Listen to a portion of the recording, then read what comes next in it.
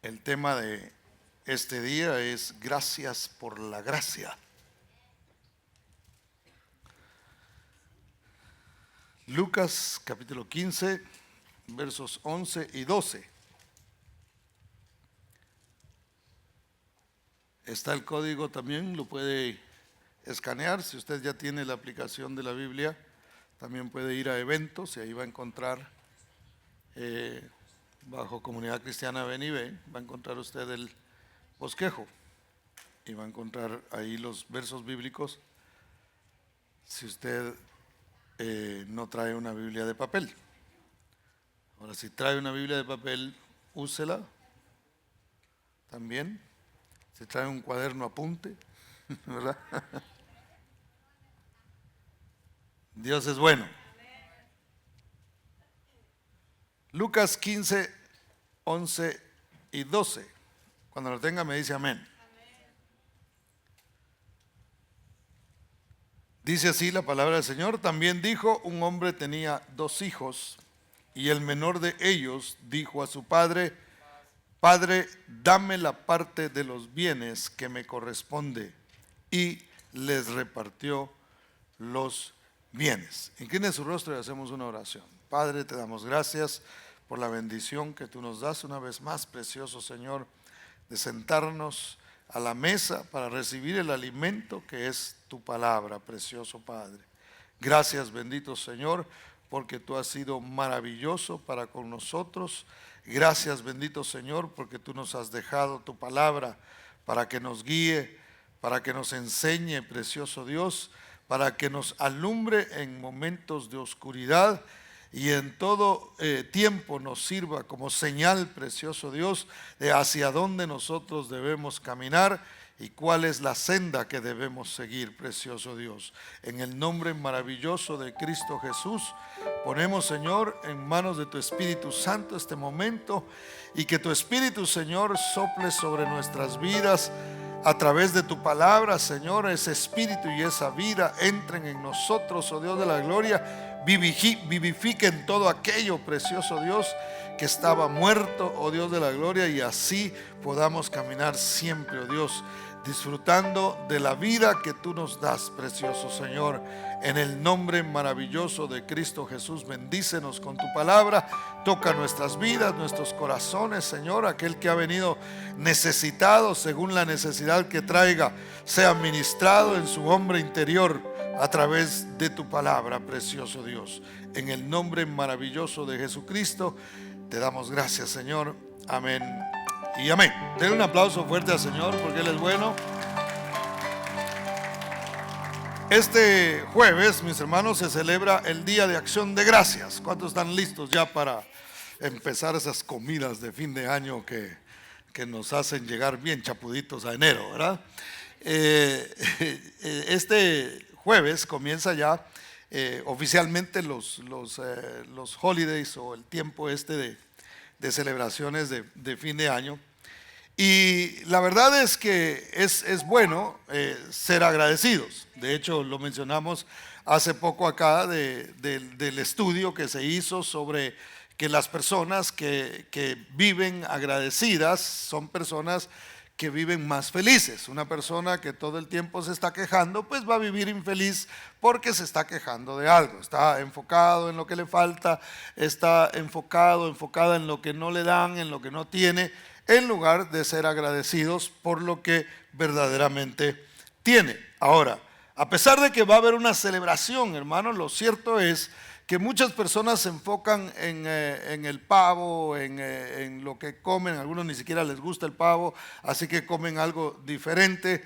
Y están más enfocados en la comida que realmente en tomar un tiempo para estar agradecidos, para reflexionar y decir: Señor, realmente tú has sido bueno. Aunque siempre escuchamos esa frase de todos los días hay que estar agradecido, ¿verdad? ¿Ha oído usted eso? ¿O lo ha dicho de pronto? Pero la realidad es que no todos los días estamos agradecidos, o no todos los días tomamos el tiempo para reflexionar sobre esto y agradecer. Ahora, yo le invito a que, si usted va a tener una reunión este jueves, o va a tener una cena, se tome el tiempo para darle gracias a Dios y decir verdaderamente Dios ha sido bueno. Puedo ver hacia atrás y observar todo lo que mi Dios ha hecho conmigo y levantar mis manos y decir gracias, Señor, por todo lo que tú has hecho en mi vida. Entonces yo le invito a que haga eso. Y hoy quisiéramos hablar sobre este agradecimiento que nosotros debemos tener por la gracia que Dios ha derramado sobre nosotros. Usted agradece en todo momento un favor, ¿verdad? Alguien dijo por ahí que los favores no se cobran, ¿verdad? Y eso es verdad. Si usted hace un favor, pues, y con intención de cobrar, pues mejor diga, mire, esto le cobro por hacerle este servicio, ¿verdad? Pero realmente cuando usted paga por algo, pues no le están haciendo un favor, usted está pagando por ello. Pero un favor realmente es algo que le dan gratuito, y usted es muy agradecido cuando alguien le da algo y no le está cobrando absolutamente nada.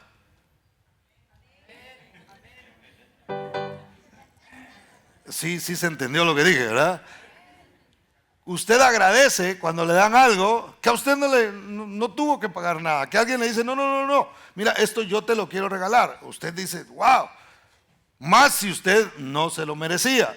Entonces nosotros tenemos que estar eternamente agradecidos con lo que Dios ha hecho en nuestras vidas. ¿Por qué? Porque no merecíamos absolutamente nada y Él nos dio de su gracia, Él nos dio un regalo. Y vamos a ver esta historia, que es una historia muy conocida, la historia del hijo pródigo. Y vamos a ver algunas cosas que de pronto no habíamos observado, para que nosotros entendamos qué es con mayor claridad cada vez qué es lo que Dios ha hecho en nuestras vidas y por qué nosotros deberíamos de estar agradecidos realmente todos los días y no cansarnos de venir y decirle gracias, Señor, por todo lo que tú has hecho en mi vida. Ahora, en esta historia que leímos un pedacito al principio, que una vez más es muy conocida, trata de un hijo que pide la herencia antes de tiempo. No le tocaba la herencia, usted sabe, era el menor, no debería de haber pedido él la herencia. Otra cosa es que el papá estaba vivo y las herencias no se entregaban sino hasta que el papá había muerto, y él la pide antes. Él dice, yo ya quiero mi dinero, lo que me toca, dámelo de una vez, yo no voy a esperar a que te mueras porque yo quiero empezar a disfrutar de eso. Se trata también de un hermano mayor que al principio no dice nada, pero después se enoja porque trataron bien al que se portó mal, ¿verdad? Y eso también tiene otra enseñanza. Pero también se trata de un padre que decide entregarle, que decide acceder a darle la herencia al hijo que la estaba pidiendo. Y después lo recibe, después que lo ha malgastado, lo recibe y decide perdonarlo. Y no solamente perdonarlo, sino hacer una fiesta y tratarlo de la manera en la que él no se lo merecía. Ahora, el hijo, como todos sabemos, malgastó el dinero que su padre le entregó. Y esa herencia que debió haber servido para prosperar en la vida, hermano, realmente fue su ruina. A veces nosotros podemos desear tanto algo, hermano, que viene a ser lo que realmente nos estorba en nuestra vida.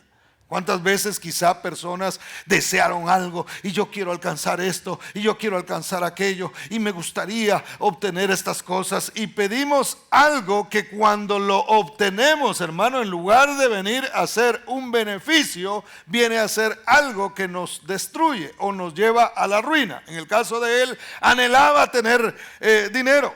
Anhelaba el poder obtener esa herencia que según él le pertenecía y que deberían de dársela ya para que él la pudiera disfrutar. Yo me imagino que él era de los que decían, no, la vida es corta y hay que vivirla. Y no hay plata, entonces vamos a pedirla, vamos a ver de dónde la sacamos, porque hay que disfrutar la vida. Y entonces ese mismo deseo que él tenía, su mismo deseo lo llevó a él a la destrucción.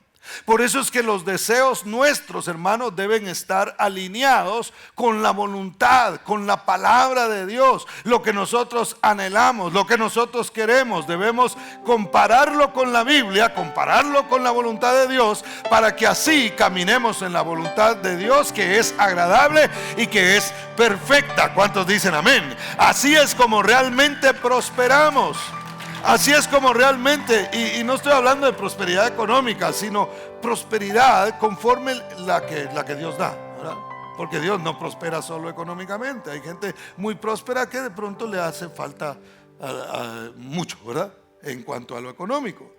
Y hay gente que es próspera en lo económico, pero también es próspera en otras áreas. Dios sabe cómo maneja esas cosas. Pero entonces, veamos los versos 13 al 16. Dice: no muchos días después, juntándolo todo, el hijo menor se fue lejos a una provincia apartada y allí desperdició sus bienes viviendo perdidamente.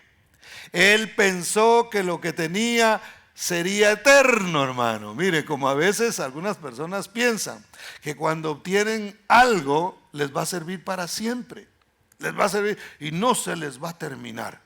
Me acuerdo de una familia que conocí hace muchos años, que ellos ganaron un caso de un accidente de carro y les dieron $75,000 en aquel tiempo.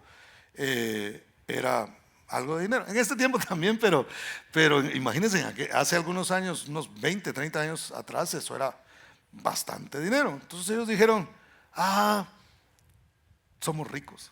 O sea, después de andar cargando, qué sé yo, $20 en la cartera, tener 75,000 en el banco, eso era. Ellos dijeron: no, adiós Estados Unidos, y se fueron de regreso a su país. Cuando llegaron allá, ya al cambio de moneda, hermano, se hicieron más ricos todavía.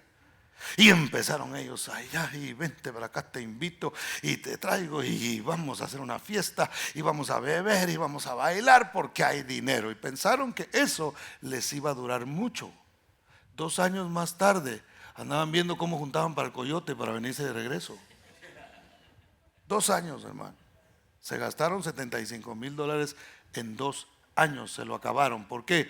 Porque ellos pensaron que eso era eterno y no entendieron el principio de la inversión, ¿verdad? Y tratar la manera de ver en qué invertían ese dinero para sacarle, para poder vivir por lo menos y para seguir viviendo de manera, me imagino, cómoda, que era lo que ellos deseaban. Pero entonces, hermano, nada de lo que nosotros obtengamos materialmente aquí tenemos que pensar, o sea, no debemos pensar que es eterno. Lo que hoy está es muy posible que mañana no esté. Si está, qué bueno. Si se multiplica, gloria a Dios. Por alguna razón Dios lo multiplicará y le permitirá que eso sea así. Pero no debemos poner nuestra confianza en eso. ¿Por qué? Porque eso puede llevarnos a nosotros a la ruina. Una persona que empieza a tener pensamientos de avaricia: y quiero más, y quiero más. ¿Y por qué ya no busca de Dios, hermano? Porque hay que trabajar, para eso estamos aquí. Hay que matarnos, hermano. Porque hay que disfrutar algún día. Y de repente, hermano, hay una voz que dice: necio, todo lo que tienes, ¿para quién será? Se te acabó el tiempo, esta noche vienen a pedir tu alma, y todo lo que has acumulado realmente no lo vas a poder disfrutar. Entonces no pongamos, si Dios nos bendice, qué bueno. Si Dios nos da, si Dios nos prospera conforme a la obra de nuestras manos, y trabajamos y hacemos las cosas, pero no pongamos nuestra vida en eso, porque al poner nuestra vida en algo que es temporal, hermano, así será nuestra vida también. Se va a terminar cuando eso se termine. Por eso es que nuestra vida hay que ponerlo en lo eterno, porque el que lo pone en lo eterno tiene vida eterna y sabe que va a vivir para siempre. Es decir, aunque nos vayamos de este mundo, aunque muramos físicamente, no moriremos eternamente, porque Dios nos ofrece vida eterna. Entonces este muchacho dice: pues este dinerito me va a servir, ya cuando esté viejo de pronto ya no voy a necesitar mucho. Y comienza entonces a malgastarlo todo y a vivir perdidamente. El dinero lo perdió. Las finanzas que obtuvo sin esfuerzo, hermano, porque cuando se obtienen sin esfuerzo es peor todavía.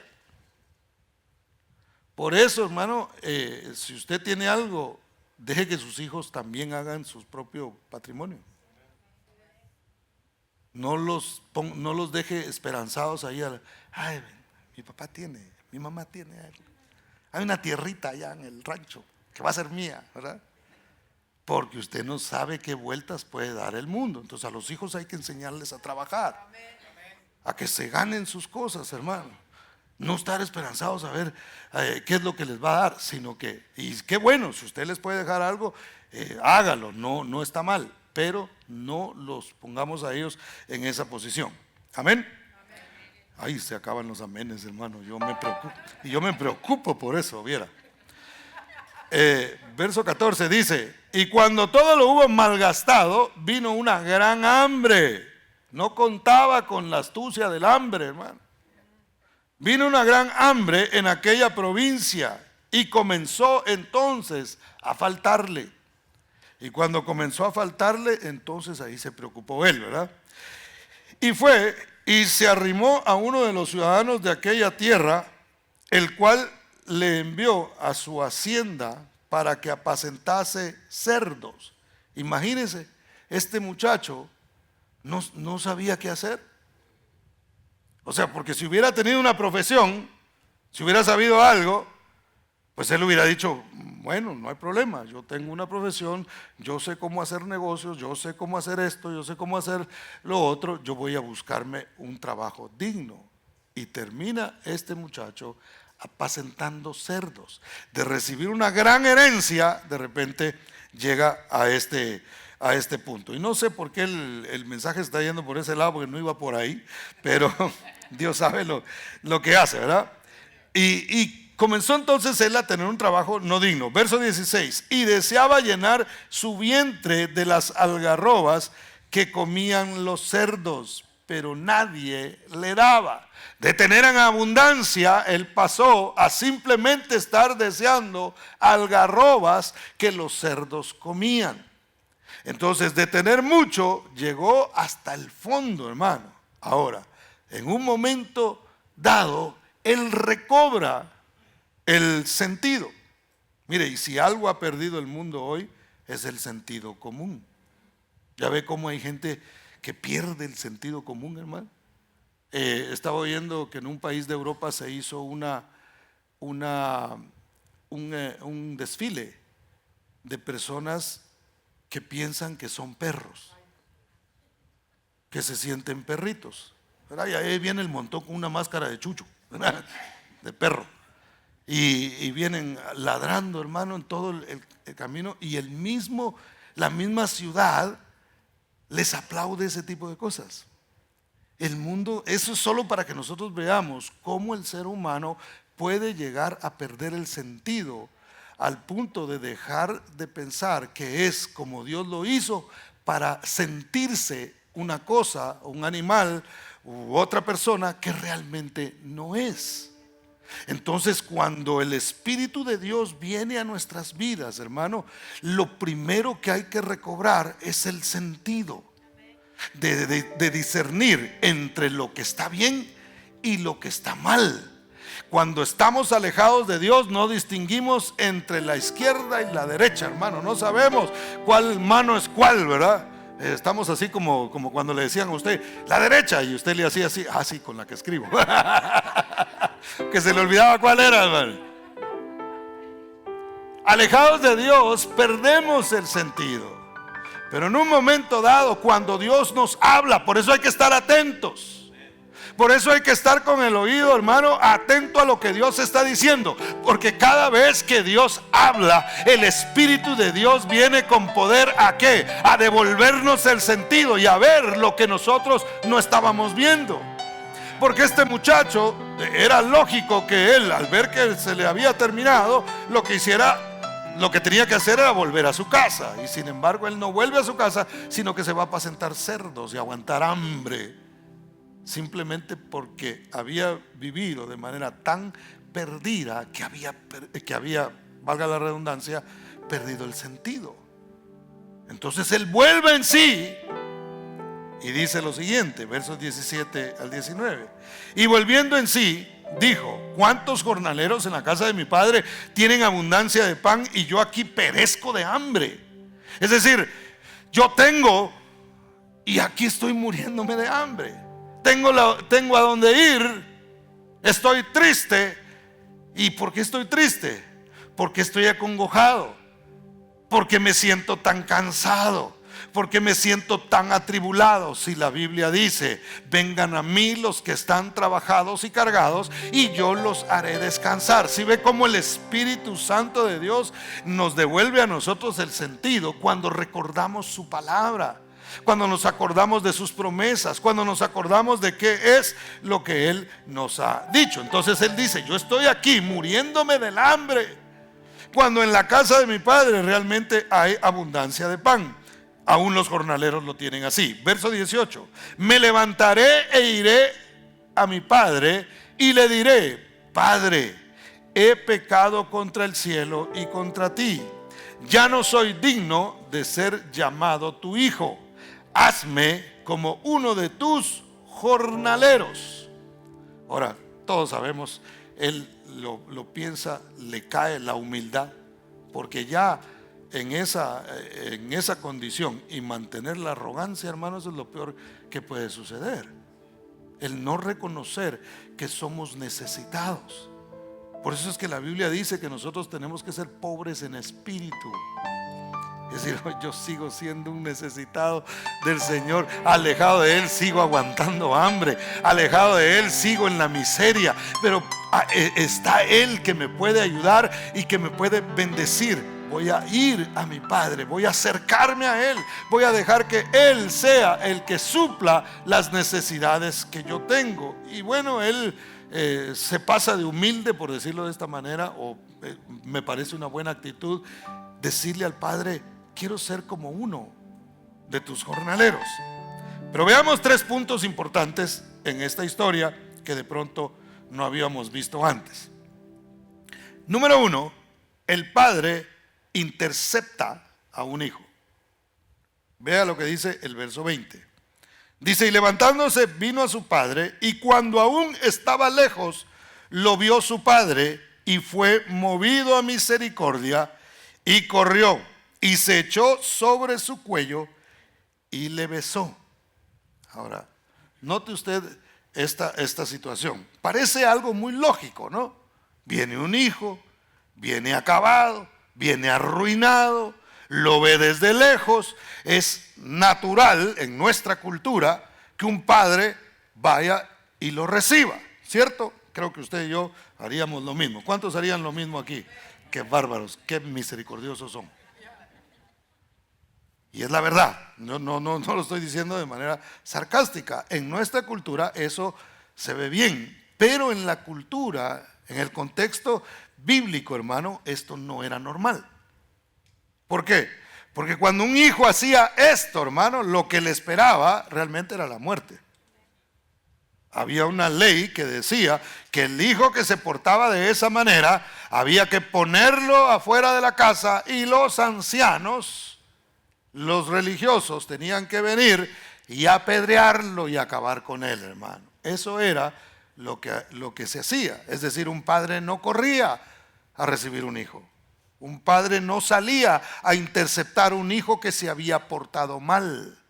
Y sin embargo, en la historia que Jesús está contando en esta parábola, se ve un padre. Por eso es que para los judíos era chocante lo que Jesús predicaba, porque decían: no tiene sentido, está en contra de lo que la ley nos enseña a nosotros. A un hijo no se le trata de esa manera. Un hijo que se ha portado mal, un hijo que ha malgastado una herencia, un hijo que se ha vuelto un borracho, que se ha vuelto un mujeriego, no se le debería tratar de esa manera, sino deberíamos de apedrearlo.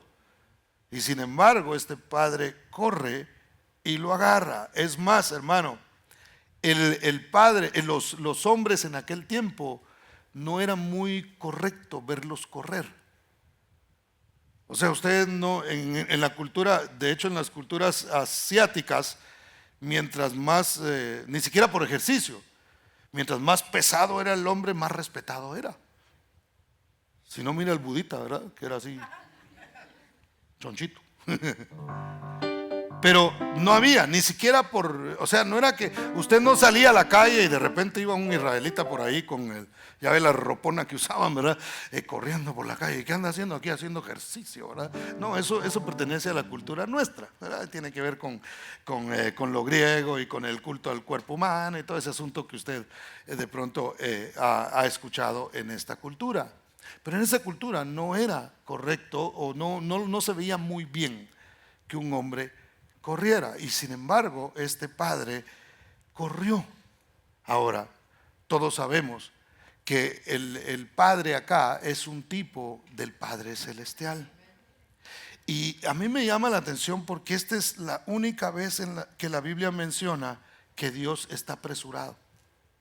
¿Se acuerda que hablamos la semana pasada de que Jesús no era alguien que andaba deprisa y tratando la manera y queriendo hacer y no andaba así preocupado? En esta ocasión sí se ve a un Dios que se apresura. Cuando ve un hijo destruido, cuando ve un hijo que se está acercando, Dios como padre, hermano, no puede soportar ese momento. Y su naturaleza de gracia, su naturaleza de amor, su naturaleza de misericordia lo hace levantarse y lo hace correr y lo hace abrazar a aquel que está necesitado, aquel que viene a decir: Padre, he pecado contra el cielo y contra ti, no soy digno de ser llamado tu hijo, hazme como uno de tus jornaleros. Entonces el Dios que usted y yo tenemos, hermano, no es un Dios, una vez más, que está viendo cómo destruye al ser humano, cómo lo castiga, sino que lo quiere abrazar, lo quiere cambiar, lo quiere transformar, quiere derramar su gracia, quiere derramar su amor sobre aquel que reconoce que es un pecador. ¿Cuántos dicen amén? Nuestro Dios es un Dios de amor. ¿Cómo se conocía al Dios del Antiguo Testamento? Usted lo sabe. Un Dios que traía juicio, un Dios que castigaba, un Dios que permitía a veces que el pueblo de Israel, hermano, fuera casi erradicado. A veces en guerras entraban en batallas donde Dios los trataba duramente, y ese era el Dios que tenían en mente los israelitas en aquel tiempo, hasta que vino Jesús y dijo: les voy a revelar realmente la naturaleza del Padre. El que me ha visto a mí, ha visto al Padre. Cristo vino a presentarnos la verdadera naturaleza del Padre, que es un Padre de amor, es un Padre justo. Un día habrá un juicio sobre esta tierra. En este tiempo no, estamos en un tiempo de gracia donde Dios está derramando de su misericordia, y usted y yo tenemos que estar agradecidos, porque por la misericordia del Señor no hemos sido consumidos. Él ha mostrado su gracia en todo momento, una y otra vez.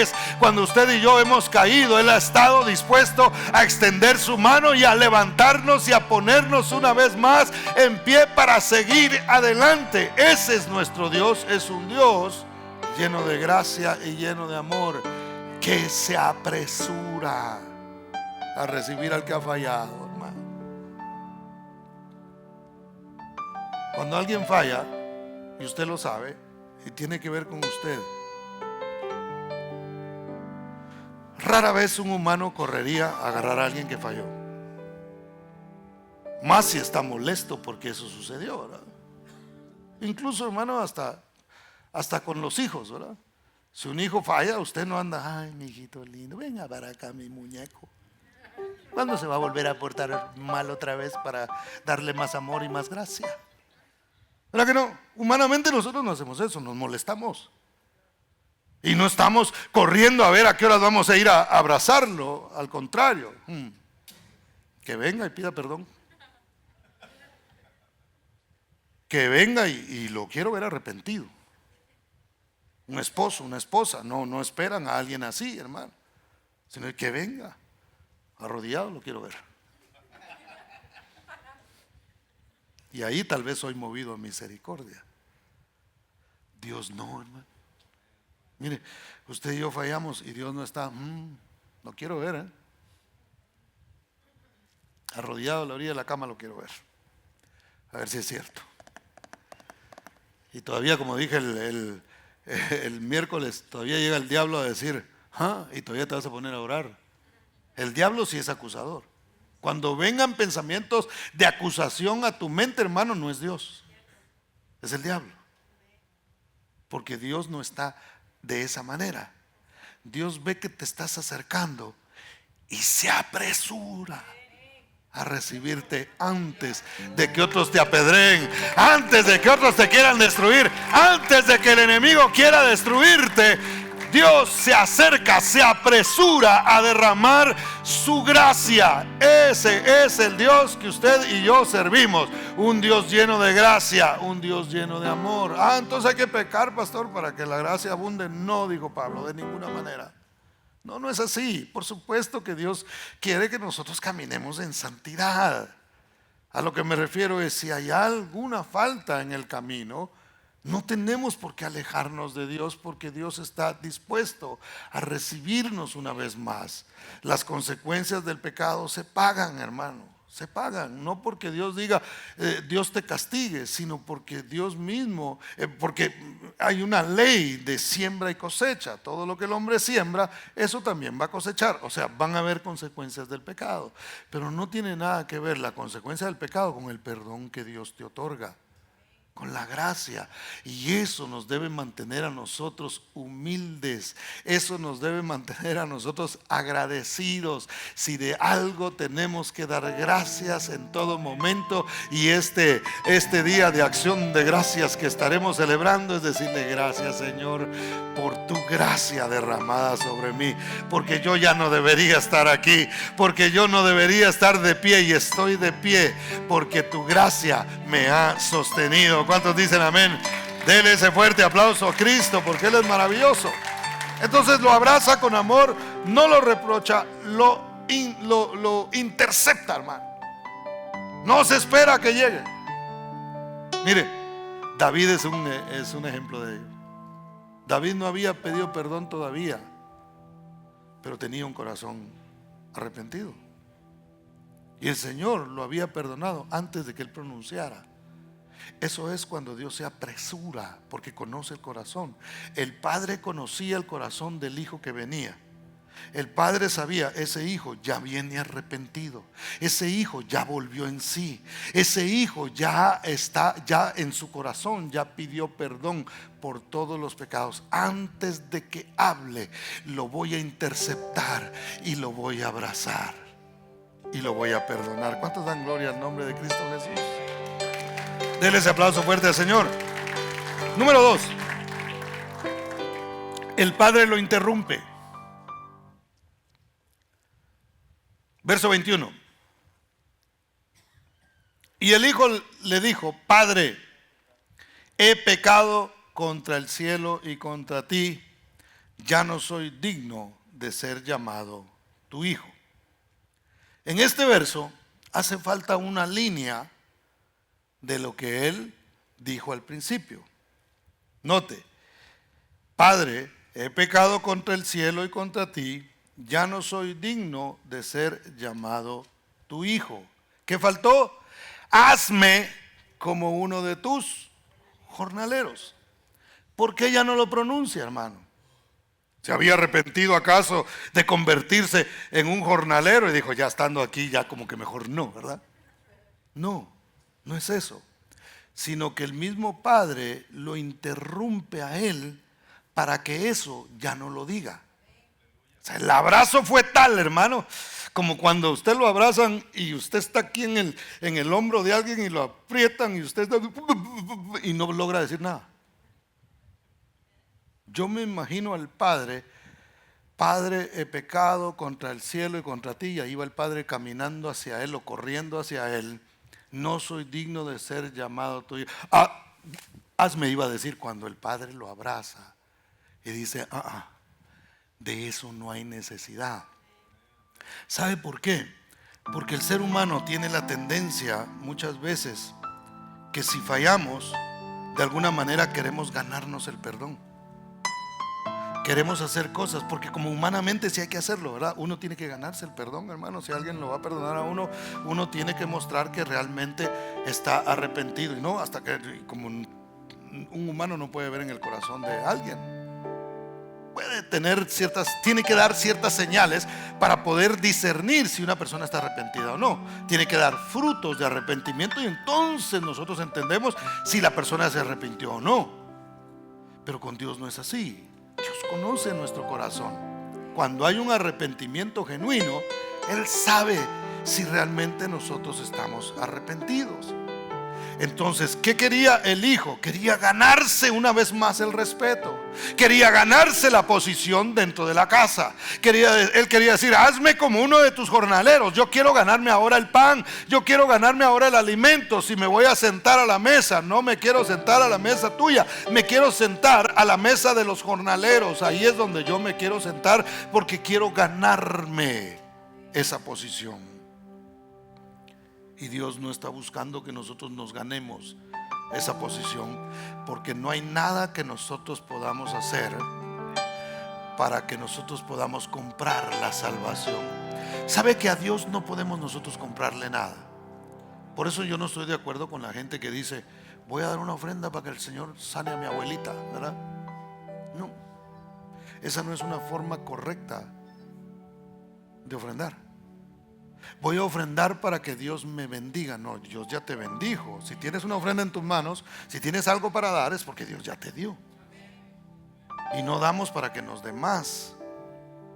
Damos porque estamos agradecidos con Él, porque reconocemos que Él nos da todo.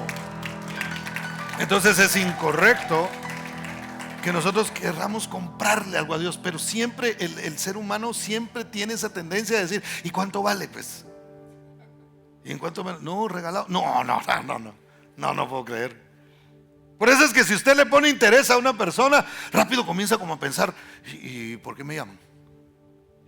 ¿Y por qué me buscan? Aquí nosotros le damos una tarjeta a los que vienen por primera vez. Aprovecho el comercial. Si le dieron una tarjeta, si usted está por primera vez acá, usted llenó algunos datos, le van a hacer una llamada de cortesía para orar por usted, qué sé yo. No hay ningún otro interés en eso. Esa información no se la pasamos al FBI. Ay, así. Es solamente por eso. Solo queremos servir. Solo queremos saber si podemos orar por usted. Solo queremos saber si tiene alguna necesidad en la que nosotros pudiéramos ayudarle. Eso es todo. No hay ningún interés. Pero a veces hay personas que pueden llegar a pensar: no tengo nadie en mente, pero hay personas, porque lo he visto a lo largo de mi vida cristiana, que si uno se interesa por ellos, hermano, no, ¿y cuánto? Yo les conté que en una ocasión visité una familia que me dijeron: mire, queríamos darle para la gasolina, pero porque nos vino a visitar. Y yo: ¿cómo así? No, pero es que, hey, nada es gratis, hay que, no, usted no necesita darme nada a mí. Nosotros esto lo hacemos en agradecimiento a Dios. Servimos a Dios por agradecimiento. No estamos comprándole nada a Dios, ni tampoco estamos vendiendo nada. Es la gracia que recibimos de parte de Dios la que nos mueve a hacer lo que nosotros hacemos. Dad de gracia lo que de gracia habéis recibido, dice la palabra del Señor.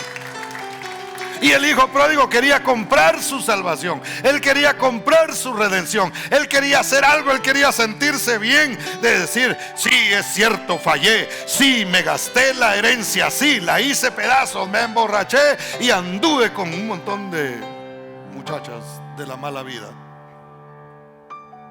Pero ahora vine y trabajé e me hice como un jornalero. Me trataron mal, mi hermano me trató mal, y mi padre también me puso a trabajar, hasta que por fin me logró poner de regreso como un hijo. Me gané mi camino a ser hijo. Y eso no era así. Con Dios el negocio no va de esa manera, porque el único digno de gloria, no por obras, para que nadie se gloríe. Entonces el padre lo interrumpe y dice: no es por obras, no es por lo que vayas a hacer. No te tienes que volver un esclavo, no te tienes que volver un jornalero. No te tienes que hacer como uno de ellos. Es más, vienes de ser esclavo. Lo que yo te recibo como un hijo, te voy a dar de gracia.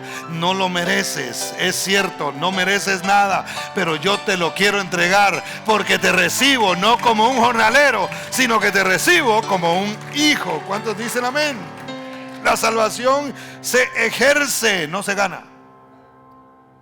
Usted no está ganando la salvación, hermano. Aquí estoy trabajando por si me logro salvar, dicen algunos, ¿verdad? Aunque sea así de panzazo, quiero ver si le entro, ¿verdad? Y la salvación no es así, hermano. Mire lo que dice Filipenses 2:12. Dice: por tanto, amados míos, como siempre habéis obedecido, no como en mi presencia solamente, sino mucho más ahora en mi ausencia, ocupaos en vuestra salvación con temor y temblor. Dios nos hace libres a nosotros. ¿Para qué? Para que nosotros actuemos como salvos. Yo no actúo para ser salvo. Una vez que entiendo la gracia de Dios, camino como una persona que es salva. Por eso es que la Biblia dice: ocupaos. Y la palabra ocupaos lo que quiere decir es ejercitaos en la salvación. Es decir, si eres salvo, camina como un salvo, que la gente vea que tú ya no eres un esclavo, que tú ya no estás atado a nada, que tú ya no perteneces al mundo, que tú ya no necesitas ni de qué sé yo, lo que necesitaba el hijo pródigo, de bebidas, de amigos, de un montón de gente que lo estuviera siguiendo y compraba su amistad o compraba amor, porque la Biblia dice que de eso lo acusó el hermano mayor, de andar malgastando su vida y de haberlo hecho con prostitutas. Compraba amor, compraba amistad, compraba un poquito de alegría. Pero cuando llega con el padre le dice: no, esclavo ya no serás aquí. Aquí vas a ser un hijo. Y si vas a servir en la casa, lo vas a servir por amor, no por ganarte nada, no porque yo haga algo en ti, sino realmente para que seas un hijo. ¿Cuántos dicen amén? Den un aplauso fuerte a Cristo, porque Él es bueno. El Padre le da tres cosas. Primero, le da vestido. Verso 22, por favor, léalo conmigo. Dice: pero el Padre dijo a sus siervos: sacad el mejor vestido y vestidle, y poned un anillo en su mano y calzado en sus pies. Note, lo primero que el Padre hace es que dice: a este lo tenemos que vestir de una manera distinta. Viene vestido de una forma no apropiada de un hijo. Vamos a tener que ponerle el mejor vestido. Ahora, la palabra mejor en griego es una palabra que se dice protos. Y protos, fíjese, significa el primero en orden de importancia. Yo no sé, yo me imagino que como humanos llega un hijo de repente y dice: hey, miren algo ahí del muchacho, del grande, que ya no use, que ya no le quede, pónganselo, ¿verdad? Hay que darle ropita porque viene muy andrajoso. Y aquí el Padre no pide que el hermano mayor le done ropa, sino que le dice: vamos a ponerle el mejor vestido, el vestido que lo ponga él como el primero en orden de importancia. Este hijo se había perdido, pero ahora es encontrado. Y aunque en su corazón él quisiera ser un jornalero, le voy a dar vestiduras nuevas. Ahora, esto es lo que el Señor hace en nosotros, hermano. Mire, no tiene nada que ver con la vestimenta, que si traemos sacos, si traemos corbata o si estamos bien vestidos. No tiene nada que ver con lo que nosotros usamos afuera, sino más bien es una vestidura que Dios cambia por dentro en nosotros. En aquel tiempo era muy interesante porque la vestidura, y aunque ahora también, pero no tanto como en aquel tiempo, la vestidura daba a notar quién era la persona. O sea, alguien veía vestido de cierta manera a otra persona e inmediatamente podía identificar: es un magnate, es un rey, es un príncipe, es un funcionario de gobierno, es esto, es el otro. Lo podían ver y saber exactamente. Veían un mendigo que estaba vestido de cierta manera y tenía incluso un manto que lo identificaba como alguien que pedía dinero, y rápido sabían por la forma en que se vestía. Entonces el padre, en lugar de traer la ropa vieja del hermano y ponérsela, dice: tráiganme el mejor vestido, el de importancia. Ese es el que hay que ponerle a este hijo. Dios nos viste a nosotros de salvación, hermano. Dios nos cambia a nosotros la ropa. Mire lo que dice Isaías 61:10: en gran manera me gocé en Jehová, mi alma se alegrará en mi Dios, porque me vistió con vestiduras de salvación, me rodeó de manto de justicia, como a novio me atavió, y como a novia adornada con sus joyas. Dios nos da a nosotros ropa de salvación, ropa de justicia. Usted y yo somos vistos delante del Señor como justos. ¿Por qué? Por la salvación que vino a través de Cristo Jesús. Usted y yo estamos ataviados, hermano, con ropa de lujo. Mire, yo caso gente a cada rato, ¿verdad? Y hermano, de veras, bueno, en mi caso, yo siempre he visto novias que se miran, hermano, ese día se arreglaron, se bañaron. Ay, así.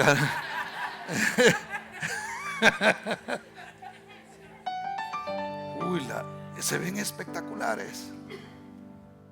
He visto novios así que van bien arregladitos, hermano, bien bañados, bien peinados. No se peinaban, ese día se peinaron. Y la Biblia dice que Dios nos pone ese tipo de ropas a nosotros. Las mujeres buscan las mejores joyas para ponérselas el día de su boda. Y la Biblia dice que Dios mismo es el que nos pone a nosotros esos atavíos, hermano, de importancia. En una boda yo siempre le digo a los que se van a casar, cuando hablan conmigo antes, le digo: mira, la atención. De hecho hablaba con una pareja esta semana y les explicaba un poquito de cómo iban a entrar y todo el asunto, porque va a ser aquí en la iglesia el próximo año. Y me decía: entonces, ¿yo con quién entro? Y yo le decía: bueno, ese era el novio, ¿verdad? Y yo le decía al novio: bueno, tú puedes entrar con tus papás si quieres, algunos desfilan, otros hombres no, pero tú debes entender algo, que en las bodas realmente el centro de atención es la novia. Con todo respeto, muchacho, yo sé que estoy hiriendo tus sentimientos, pero el centro de la atención es la novia. Obviamente, repito, el muchacho viene regularmente, los varones se visten muy bien, pero todo el mundo quiere ver a la novia porque viene preparada.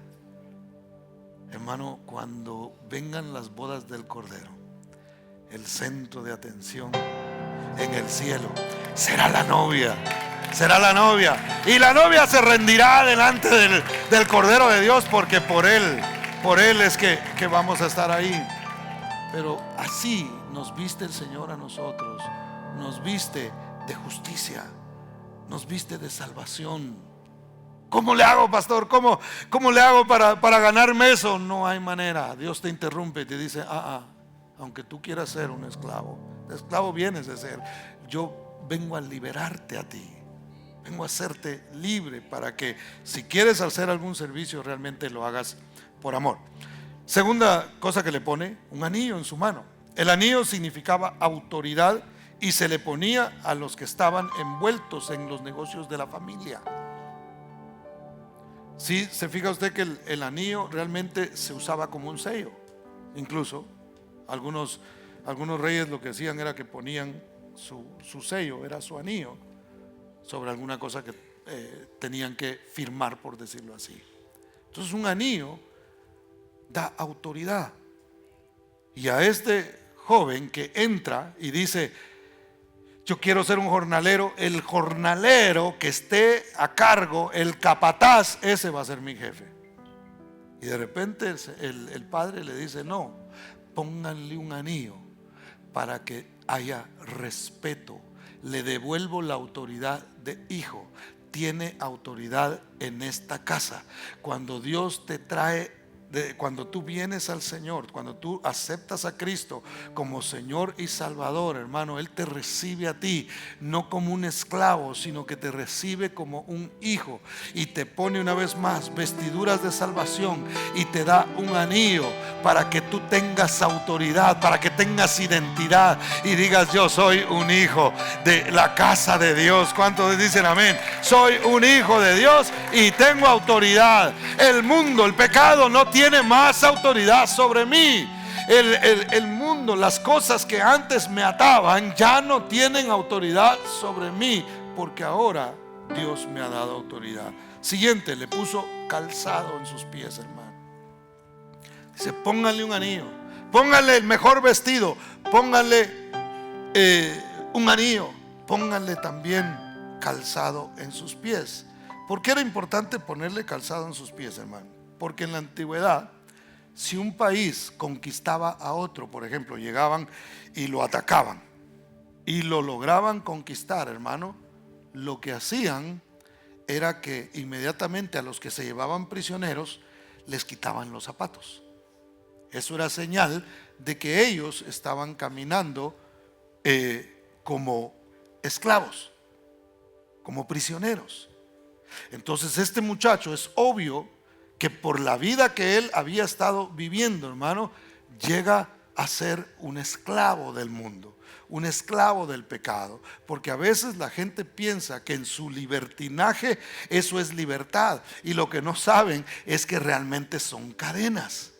Entonces no tienen calzado en los pies, están caminando por este mundo descalzos. ¿Por qué? Porque son esclavos, porque son prisioneros del pecado, prisioneros de las adicciones, prisioneros de qué sé yo, hermano, con qué cosa la gente hoy está luchando. Diferentes situaciones. Entonces, ¿qué hace Dios, hermano? Ponerte calzado. Dice la Biblia en Efesios 6:15: y calzados los pies con el apresto del evangelio de la paz. El evangelio son las buenas noticias, y la buena noticia es que hay paz. Porque ¿qué prisionero vive en paz, hermano? Solo aquel que tiene a Cristo en el corazón puede experimentar la verdadera paz. La paz no es como el mundo la da. Por más que tú trates de buscar un poco de paz, ¿qué es lo que la gente hace hoy día? Necesito un poco de paz, entonces ahora ya es legal cierto tipo de droga. Voy a fumar eso porque eso me ayuda a sentir un poquito de paz. Y después que pasa el efecto, vuelve otra vez la misma situación. La paz que Cristo ofrece no es la que el mundo te ofrece. Es una paz duradera, una paz que perdura, una paz que permanece. Tienes que ponerte los zapatos del evangelio. La buena noticia es que aunque tú quieras seguir siendo esclavo, Dios dice: yo te hago un hijo. Yo te hago un hijo de la casa, para que tú tengas autoridad y sepas, eres parte de la familia, no eres un jornalero, eres parte de la familia. No importa de qué estrato social tú vengas, hermano, o vengamos, Dios nos mira a todos por igual. No hay diferencia. Dios no tiene favoritos. Dios no dice: este nivel de unción está aquí al frente y los demás están un poco más atrás. No. Él nos ama igual, porque todos pecamos.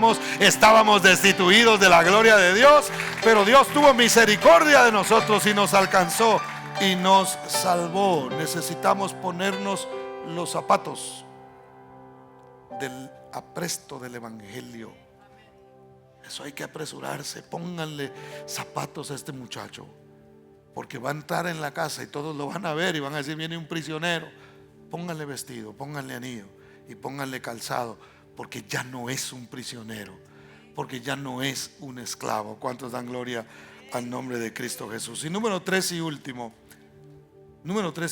verso 23. Dice: y traed el becerro gordo y matadlo, y comamos y hagamos fiesta.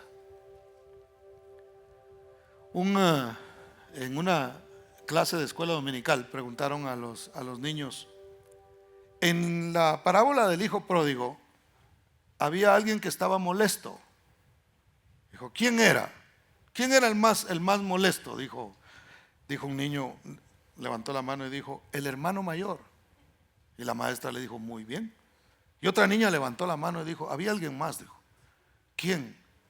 El becerro.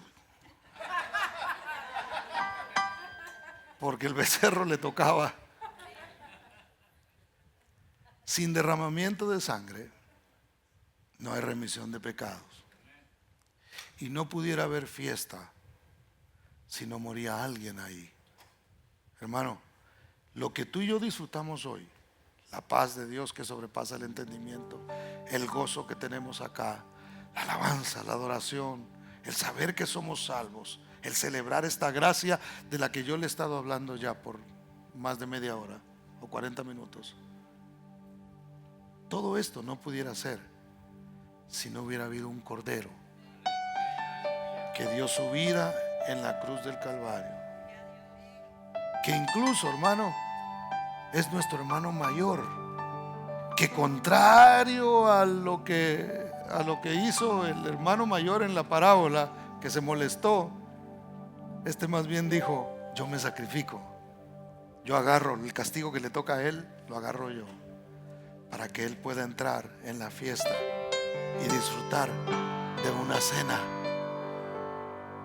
Tú y yo tenemos mucho por qué darle gracias a Dios, hermano, y principalmente decirle: Señor, yo no tuve que hacer nada, venía destruido, venía sin anillo, venía descalzo, venía sin ropa, lleno de vergüenza, y tú corriste a abrazarme. Yo quería ser un esclavo y tú me hiciste un hijo, y más bien me sacaste de la esclavitud en la que yo me encontraba. La mesa del Señor, hermano, es para celebrar la salvación. A mí me enseñaron sobre la mesa del Señor desde muy niño. Yo aprendí, y era un momento, me acuerdo en aquel tiempo, como de tristeza. El pastor leía Isaías 53 y como oveja fue llevado al matadero, y no hay nada malo en eso, ¿verdad? Porque debemos recordar ese momento. Y todos comenzábamos a llorar porque decíamos: pobre Jesús, tanto que sufrió, ¿verdad? Qué mal le fue en ese momento. Pero realmente el cordero, el becerro no era un cordero, sino que era un becerro. El animal se mató no para que se sentaran a la mesa a decir: pobre becerro, qué culpa tenía, inocente, murió, para que nosotros hoy podamos, qué tristeza estar comiendo esto. No era para eso. El becerro se mataba para que pudieran disfrutar. Y Jesús murió en la cruz del Calvario, hermano, no para que nosotros nos pongamos a llorar o tengamos un crucifijo en la pared colgado y llorar.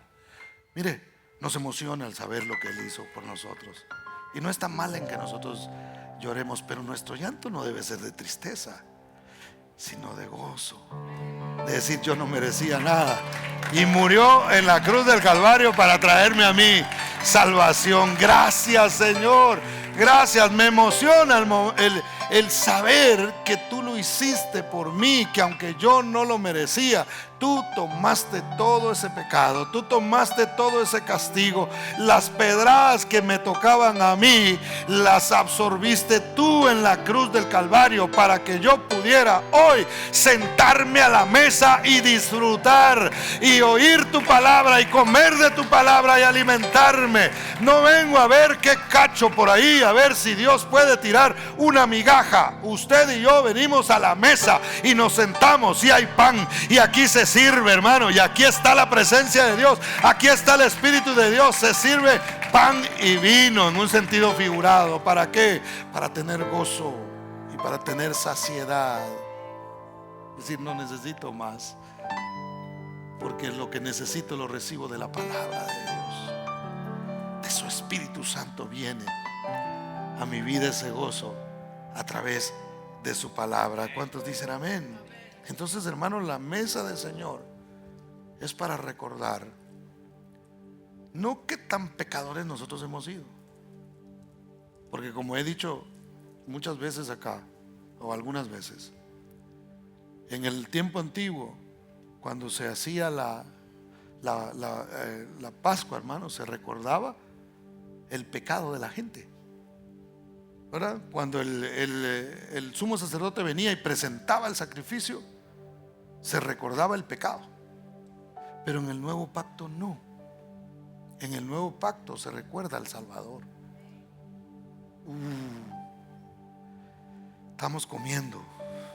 El que no come mi carne y no bebe mi sangre no tiene vida, dijo el Señor. Estamos comiendo del Cordero. Estamos comiendo, obviamente en un sentido figurado.